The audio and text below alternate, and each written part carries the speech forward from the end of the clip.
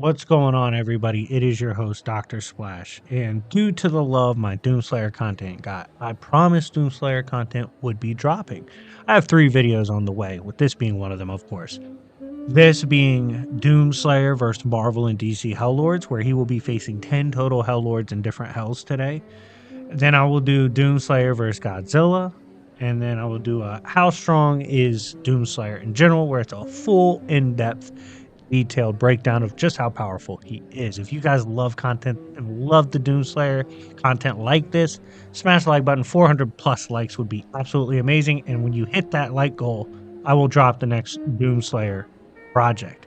With that in mind, we are going to briefly go over Doomslayer, and I'm going to give you guys a good summary of just how powerful he is, and then we will move on to his gauntlet. Strap in, and without further ado, let's begin.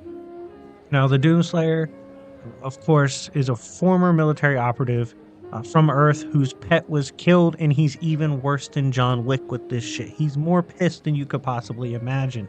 And this fool was given technology, allowing him to transverse the transdimensional realms. This includes the like of hell, which is beyond all the concepts of time and space. Once he touched down, Slayer realized he loved killing demons. In fact, he is so pissed off about demons. He's so pissed off in general that when he fights and when he dies, because at some points he has died in the lore, he's simply too pissed off to die. He immediately just comes back. Hell and heaven themselves fear the likes of Doomslayer's thirst for blood, as he was given the power of the Slayer by a Hell Lord. Also a creator known as Davoth or Davoth, however the fuck you say it. This is America. I mispronounce shit all the time on my channel, Lockhead. But regardless, when you think of how strong he is and the power he's been given, basically his infinite potential within his own verse, Doomslayer is no joke. And when it comes to the cosmology, not only do we have Hell statements prior from 2016 games and whatnot of Hell being beyond the concepts of time, space, and dimensions, but it's also stated with the additions of the Great Old Ones and other cosmological beings. There's realms like the Chaos Realm, right? And this realm actually it has some pretty crazy statements that make the argument, and I'm sorry, I said chaos, it's cosmic realm.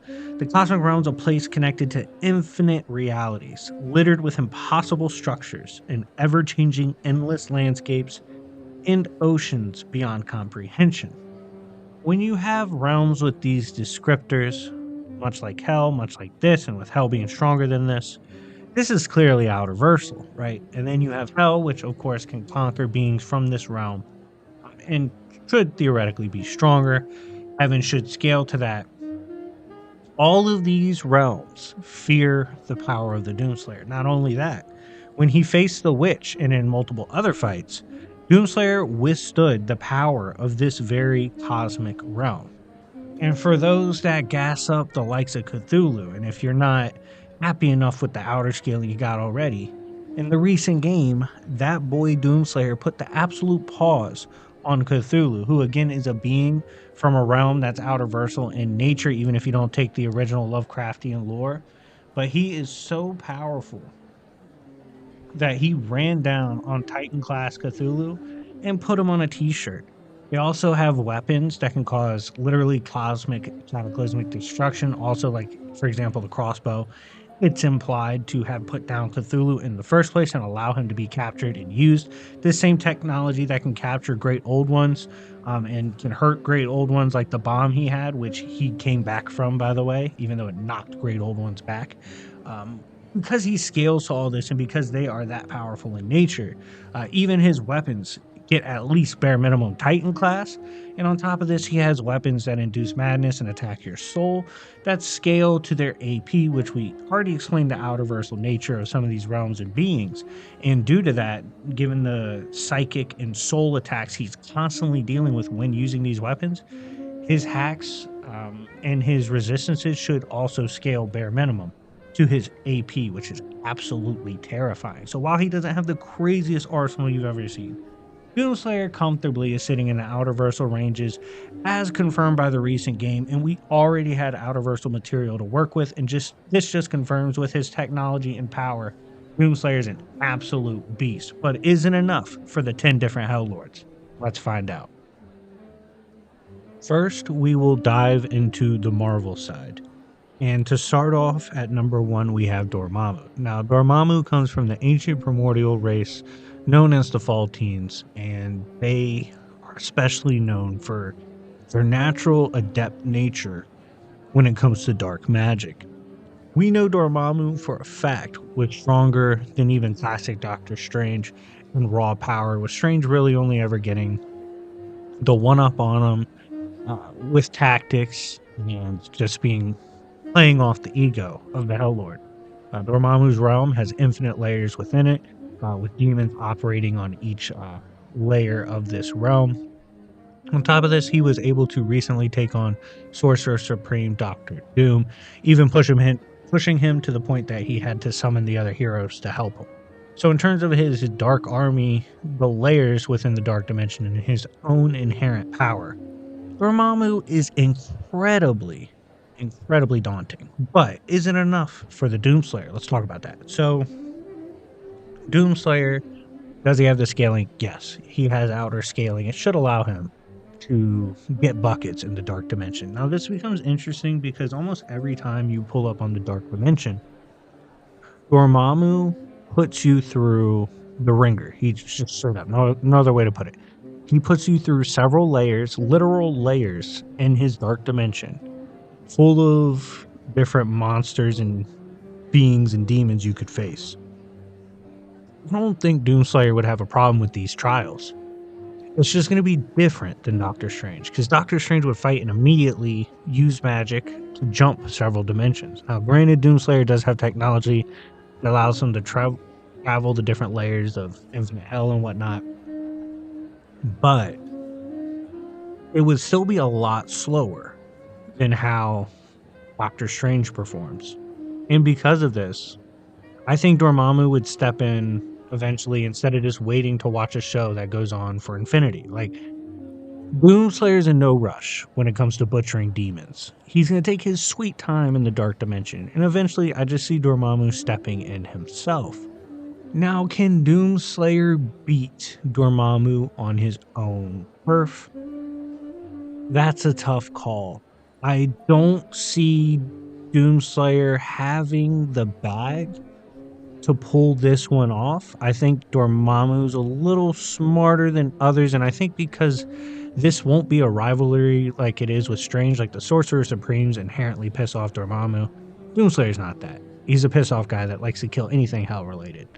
So that dynamic is not there, and I think this would cause Dormammu to fight a little smarter than usual, and because of his inherent power, the fact he's in this realm, and he's gonna want to get rid of Doomslayer. If he doesn't outright kill him, let's say Doomslayer does come back, he won't be coming back to the dark dimension. I would probably give this first round to Dormammu, mid to high difficulty.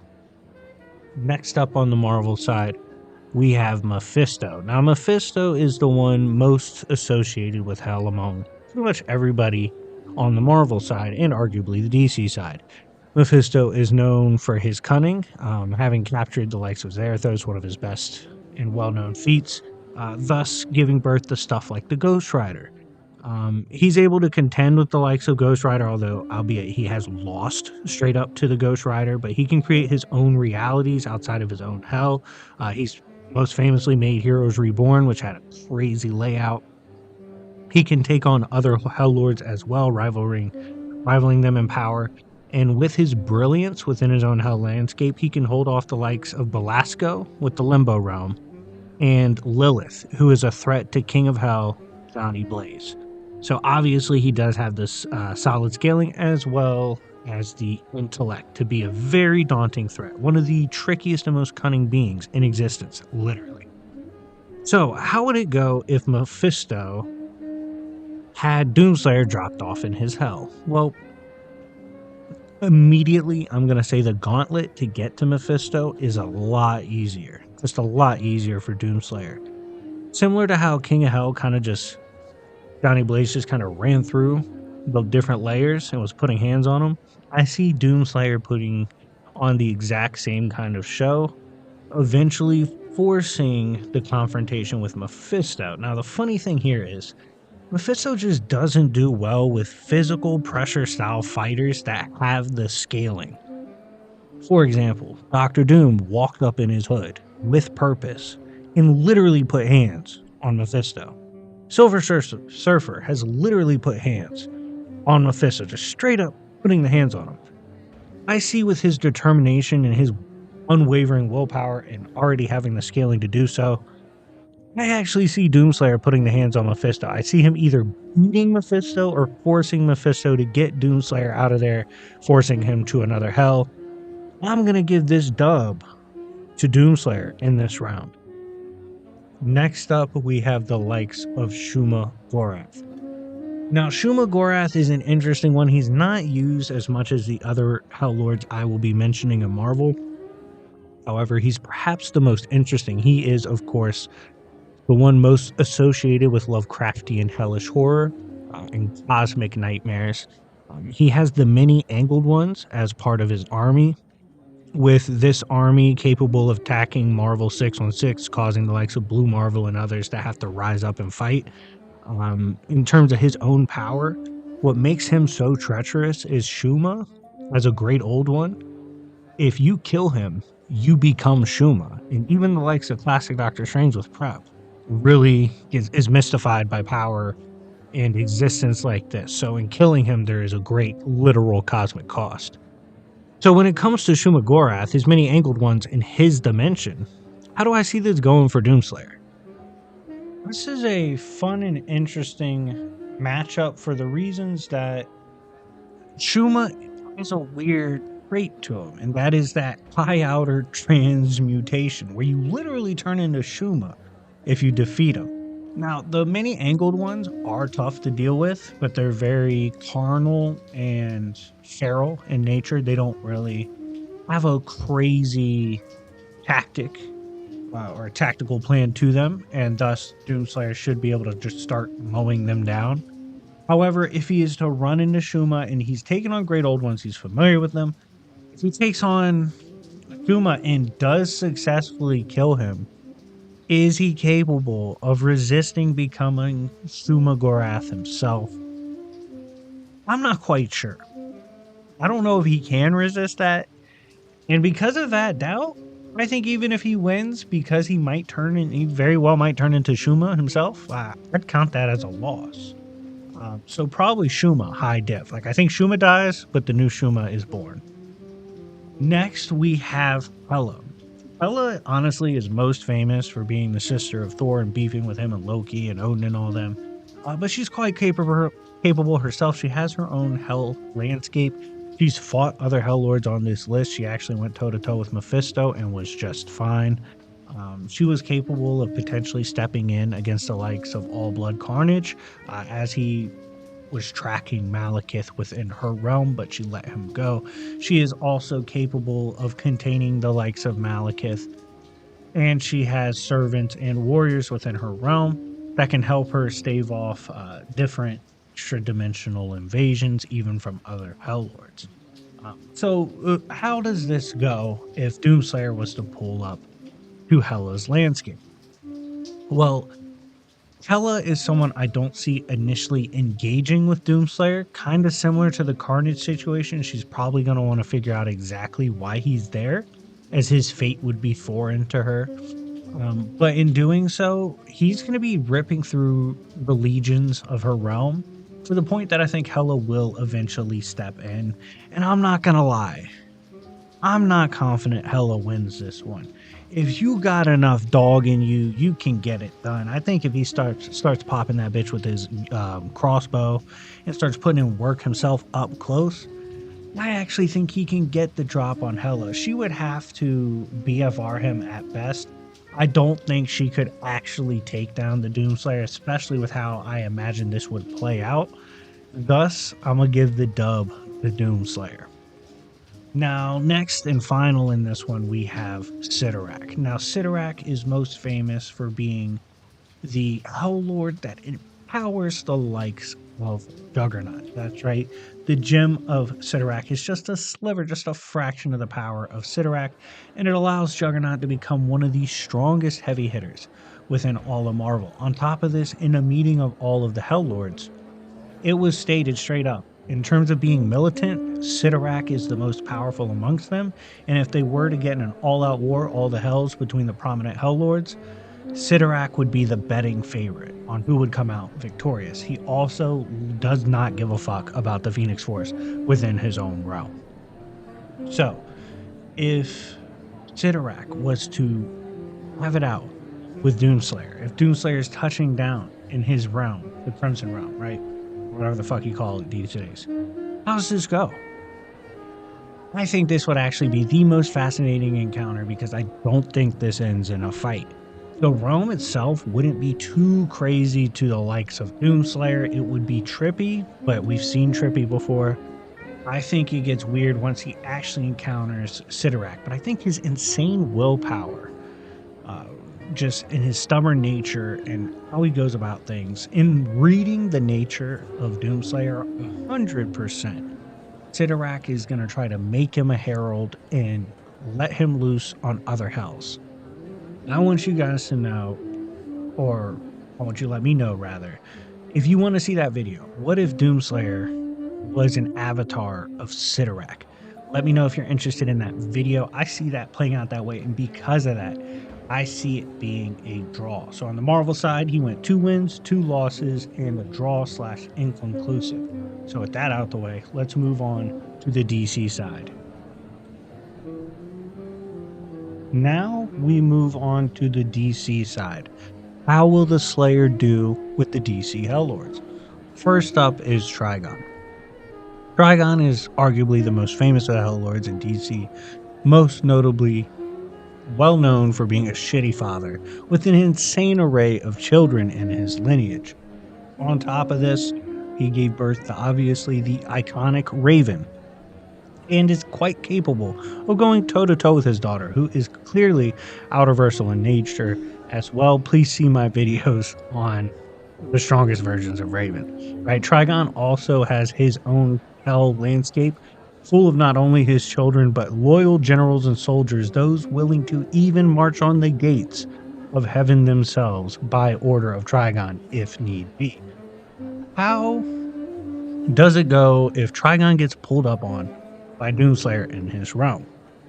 This is an interesting one because Trigon, in my opinion, is fully capable of defeating the Doomslayer. It's how this plays out that I think kind of goes wrong for Trigon. I think he would allow Doomslayer to walk around his realm, putting in work, and then eventually confronting him, probably not taking him as serious as he should.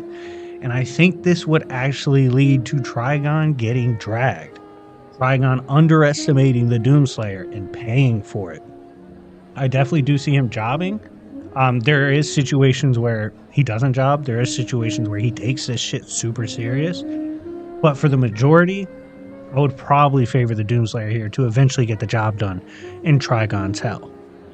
Next, we have the First of the Fallen. Now, this is a fascinating one because straight up, we don't really get First of the Fallen as much. He's most famous for confronting Lucifer at one point, even imprisoning him. He took over when Lucifer was gone. He's the one that kind of runs the overall political scheme of DC's hell. He has a suit capable of eventually one day standing up to the presence when First of the Fallen finds it's time for that final war. He does have legions and scores of souls underneath him in his realm, although the souls that travel versus and like are just there versus the souls that are militant, it's two completely different answers. So how do I see this going? This is a fascinating one to analyze because First of the Fallen is very analytical. He's very conniving. He's going to want to go for the best profitable route when dealing with someone like a Doomslayer. So I see him incorporating his forces initially and then potentially trying to negotiate something with Doomslayer. Doomslayer might be someone he sees to be a potential key pivotal piece. and his eventual war with the presence. So there is a case where First of the Fallen like is like, hey, I'll unleash you on the other hells. Take this suit and be ready to suit up when it's time. I don't know if Doomslayer would even go for that.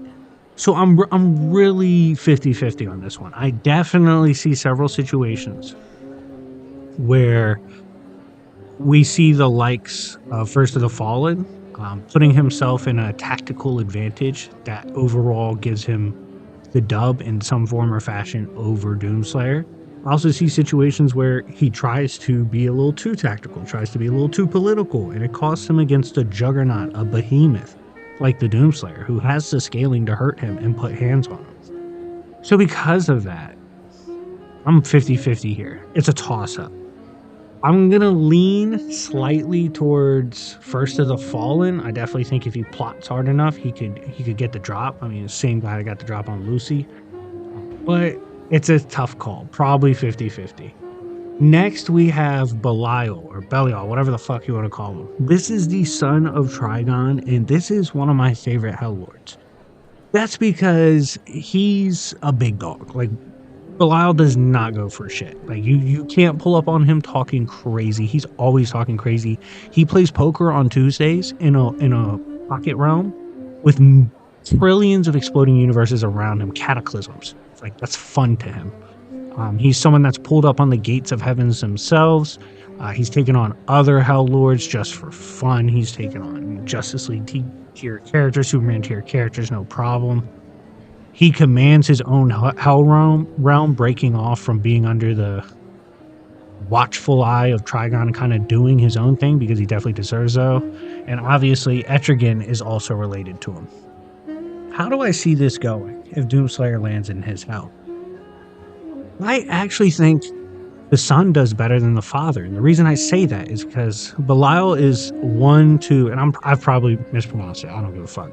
He's the type to pull up on for action himself right away. Like, he's going to test your gangster. I think he's pulling up with the boys. I think he's pulling up with the broskies. He's pulling up with the army, and he's seeing what's good with Doomslayer. And he definitely has the scaling to put hands on Doomslayer. I'm not saying he just massively overwhelms, but his people, jumping the shit out of him, throwing hands. Oh man, that's a tough night for Doomslayer. I actually think Belial, because he's so militant, and he's not going to be as trollish and jobbish and shit talking as Trigon. Like, I think Trigon could set himself up to fail just playing around too much. It's not how his son gets down. So I see the son doing better. I see him winning against Doomslayer. Next, we have Naran. Naran is another fascinating case with a Hell Lord because he's very intellectual in scheming, like a Mephisto is, where he'll constantly try to get you to wager your soul, wager different things to benefit him. He's constantly trying to make a bargain. But in terms of actual raw power, he can stand up to the likes of Unbound Spectre. He can stand up to the likes of the Justice League, no problem, dog-walking Wonder Woman. But he has to have instances where Apollo's put hands on him, where Lobo didn't give a shit what he had going on. We've also seen Midnighter with just a black candle, which is a mystic artifact, was able to absolutely pummel Naran in a straight-up hand-to-hand fight. Like, once they had similar scaling, Naran just got folded in terms of being a fighter. Naran's hell isn't as frequented or used as much, but he does have his own army and is a threat to creation if he wanted to roll with his people. So he's quite capable, but he's also a schemer, so it makes for an interesting blend. How do I see this working out? Well, I don't see the scheming and the bartering working at all. Doomslayer's not here to bargain. He's not here to make a deal. That's out the window. That option's not on the table. And I actually kind of see this playing out like a more extreme version of Midnighter. When Midnighter pulled up and said, look, I'm just here to put hands on you, you suck, and put hands on him, Naran was in trouble. Doomslayer's going to be on the same timing. The difference is Doomslayer's not going to need a black candle to do this. His own existence and his power will allow him to do so. Whereas Midnighter was on a time limit because of the black candle's nature. Due to these reasons, I actually favor the likes of Doomslayer in this situation. I think this would play out in his favor. I think the way Naran goes about confrontations, it's the wrong way to approach someone like Doomslayer, who has the scaling to put hands on him. Now, if Naran came out the gate full serious and like out of character, was just like, oh my god, I gotta put this character down, I gotta go find him, he's a threat to me, all that.